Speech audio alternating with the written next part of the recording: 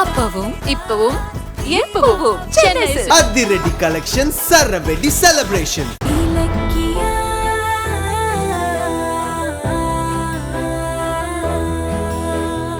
அவ்வளவுதான் தண்டனை கிடைக்குமா? ஆமா அத்தை, அந்த 3 வருஷத்துக்குள்ள அவர் செஞ்ச தப்ப எல்லாம் உணர்ந்து திருந்திட்டா நல்லது. யாரு அந்த கொலைகாரனா? அட நீ சும்மா இரு இலக்கியா. இந்த பூமியே அழிஞ்சாலும் அவன் கெட்ட எண்ணம் மட்டும் அழியவே அழியாது. அவனாவது திருந்தறதாவது. அதுக்கு இல்ல அத்தை, ஒருவேளை அந்த எஸ்எஸ்கே திருந்திட்டா. இலக்கியா, அதுக்கெல்லாம் வாய்ப்பே கிடையாது.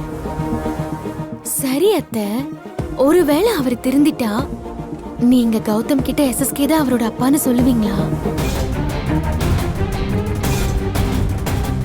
முதல்ல திருந்தட்டும், அதுக்கப்புறம் அத பத்தி யோசிப்போம். அம்மா,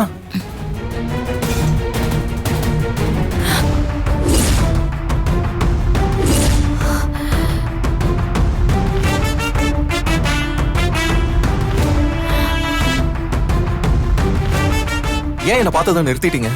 பேசுங்க.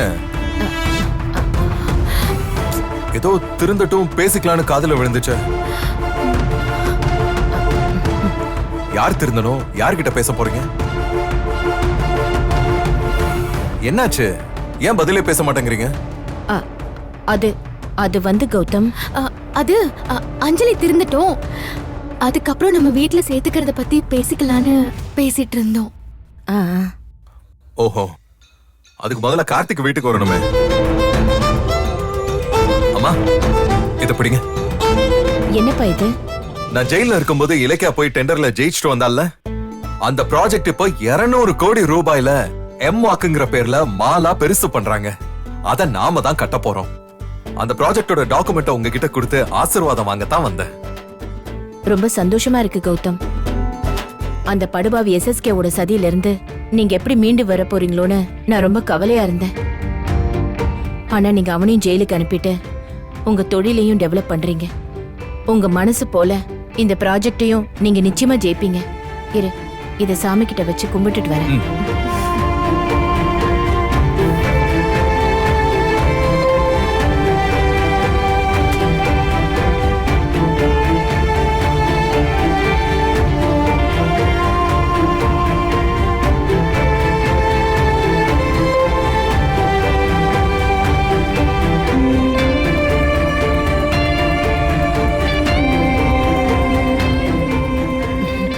கௌதம், இந்த இருங்கம்மா, ஆசீர்வாதம் வாங்கிட்டு உங்க கையால வாங்கிக்கிறேன். வா இலக்கியா. நல்லா இருங்க, நல்லா இருங்க. இந்த பிசினஸ்ல மட்டும் இல்ல, இன்னும் செய்ய போற எல்லா பிசினஸ்லயும் ஜெயிச்சு நீங்க 2 பேரும் சந்தோஷமா வாழணும். இந்த வீட்டோட ஓனர் பாலாதான் யுஎஸ்ல இருந்து கூப்பிடுறாரு. ஹலோ, எப்படி இருக்கீங்க பாலா? நல்லா இருக்கீங்களா? நல்லா இருக்கேன் கௌதம், நீ எப்படி இருக்க? ஃபைன் பாலா.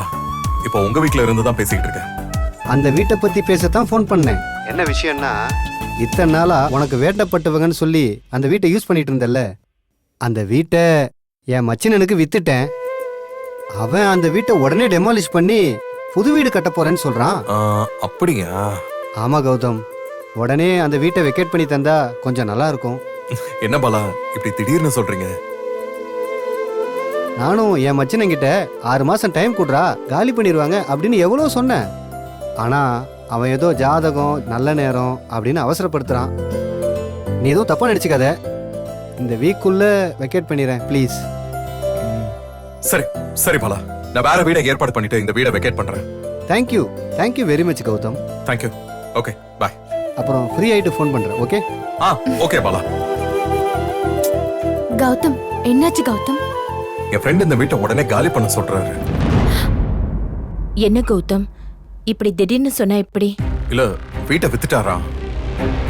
கௌதம், இப்ப என்ன பண்றது கௌதம்? அதான் தெரியல. எல்லாருக்கும் மாலை அபார்ட்மெண்ட்னு கட்டித்தரேன், ஆனா என் அம்மா மட்டும் நிம்மதியா ஒரு வீட்ல இருக்க முடியல. கௌதம், அதெல்லாம் ஒண்ணும் இல்ல. எதுக்கு இதுக்கு போய் வருத்தப்பட்டு இருக்க? பேசாம நீங்க கட்டுற பிளாட்ல ஏதாவது ஒரு பிளாட்டை அத்தைக்கு கொடுத்துருங்களேன். கரெக்ட். ஒரு வீட்டை நாமளே வச்சுக்கிட்டு அம்மாவை குடி வச்சிருவோம். கௌதம், எதுக்கு தேவையில்லாத செலவு? இதே மாதிரி ஒரு வீட்டை பொடி, அதுலயே நான் இருந்துக்கிறேன். இல்லம்மா, எத்தனை வீட்டை தான் மாத்துறது? உங்களுக்கு நிரந்தரமா ஒரு வீடு வேணாமா? போரூர்ல ஒரு அபார்ட்மெண்ட் வேலை நடந்துகிட்டு இருக்கு, அது ரெடியானதும் அங்க போயிடலாம். ஆனா அது வரைக்கும் அத்தை குடியிருக்க வீடு வேணுமே. அதுக்கு டெம்பரரியா ஒரு வீட்டை பிடிச்சிருவோம். இப்பவே புரோக்கர் கிட்ட சொல்லி வச்சிருவோம். சொன்னா 2 பேரும் கேட்க மாட்டீங்க. சரி, நான் போய் டீ போட்டு எடுத்துட்டு வந்துடுறேன்.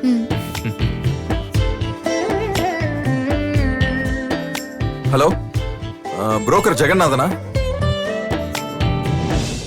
மியூசிக் அப்பவும் இப்பவும் எப்பவும் சென்னை சில்க்ஸ். அதிரடி கலெக்ஷன், சரவெடி செலிப்ரேஷன்ஸ். இந்த வீடியோ உங்களுக்கு பிடிச்சிருந்தா லைக் பண்ணுங்க, கமெண்ட் பண்ணுங்க அண்ட் ஷேர் பண்ணுங்க. மறக்காம சரிகமா டிவி ஷோஸ் தமிழை சப்ஸ்கிரைப் பண்ணுங்க.